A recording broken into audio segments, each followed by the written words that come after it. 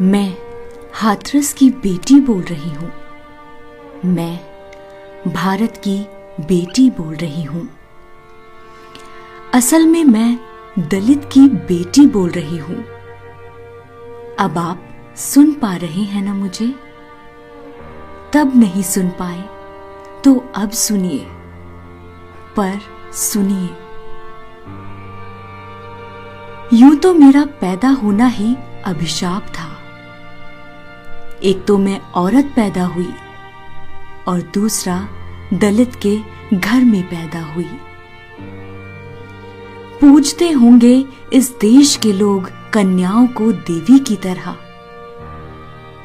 लेकिन दलित की बेटी कोई देवी नहीं होती, क्योंकि दलित की बेटी होती है आसान शिकार। आसान शिकार जातिवादी गुंडों के लिए, आसान शिकार गांव के जातिवादी ठाकुरों ब्राह्मणों के लिए, और आसान शिकार गांव के पास बनी चौकी के पुलिस वालों के लिए। तभी तो जब लोग बिस्तर से अंगड़ाई ले रहे थे, मेरी हड्डियां तोड़ी जा रही थी।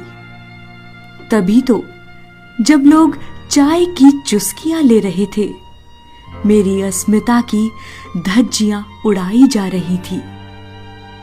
तभी तो जब सीएम सुबह अफसरों की ब्रीफिंग कर रहे थे, मेरी जीभ काटी जा रही थी। दलित की बेटी आसान शिकार है, इसीलिए तो मुझे बाजरे के खेत में रौंद डाला। मेरी चीख उनके जालिम हाथों तले दबकर रह गई। मेरी छटपटाहट उन वहशियों को धकेल न पाई। मेरी सिसकियां किसी से कुछ कह न पाई। क्या आप महसूस कर सकते हैं उस दर्द को, उस पीड़ा को, उस हैवानियत को? अगर कर सकते हैं तो प्लीज महसूस करिए, क्योंकि एक दलित की बेटी का दर्द आपको समझना होगा। आपको समझना होगा मैं कैसे चंदपा थाने की जमीन पर बेसुध पड़ी थी। आपको समझना होगा कैसे वर्दी वाले मेरा मखौल बना रहे थे। आपको समझना होगा कैसे मेरा परिवार मदद के लिए बिलख रहा था। आपको यह भी समझना होगा कि अस्पताल में मेरे साथ क्या हुआ। आपको ये भी समझना होगा क्यों मुझे समय पर ऑक्सीजन तक नहीं दिया गया। आपको ये भी समझना होगा क्यों मेरा मेडिकल तक ढंग से नहीं हुआ। एक दलित की बेटी का एक बार बलात्कार नहीं हुआ। थाने में, अस्पताल में और शमशान में जाने कितनी बार मैंने वही दर्द सहा। आपको पता है, जब 14 दिन बाद मुझे अलीगढ़ से दिल्ली लाया गया, तो देश के सबसे बड़े अस्पताल में मेरे लिए एक बेड तक खाली नहीं था। एम्स की चौखट से मुझे दुत्कार दिया गया। एक दलित की बेटी को फिर मार दिया गया। 14 दिन तक मुझे इलाज के लिए भटकाया गया। जो देश विश्व गुरु बनने की राह पर है, वो मुझे अस्पताल में एक बिस्तर तक देने में कर्रा गया। आप सबने मुझे हाथरस की बेटी, भारत की बेटी कहा, लेकिन मैं एक दलित की बेटी हूं। तभी तो अब आपके बीच नहीं हूं।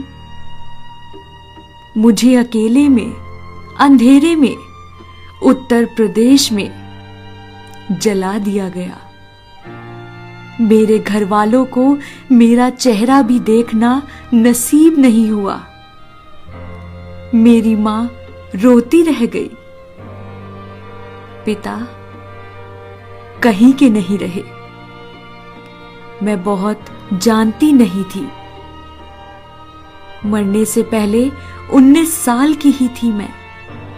अगर आप समझ रहे हैं तो पूरी दुनिया को बता देना कि दलित होना सदियों पहले जितना मुश्किल था उतना ही अब भी है। झूठ है, फरेब है ये कि अब लोग जातियों को लेकर बटे नहीं हैं। जिसे यकीन ना हो उसे वो वीडियो दिखा देना जिसमें जातिवादी गुंडे दशहरे पर मेरे परिवार को फूंक देने की धमकी दे रहे हैं। जातियों का ऐसा बंटवारा और कहीं नहीं मिलेगा। मेरे जाने के बाद जो भी मेरे घर गए थे, क्या उन्होंने मेरे घर का पानी पिया था?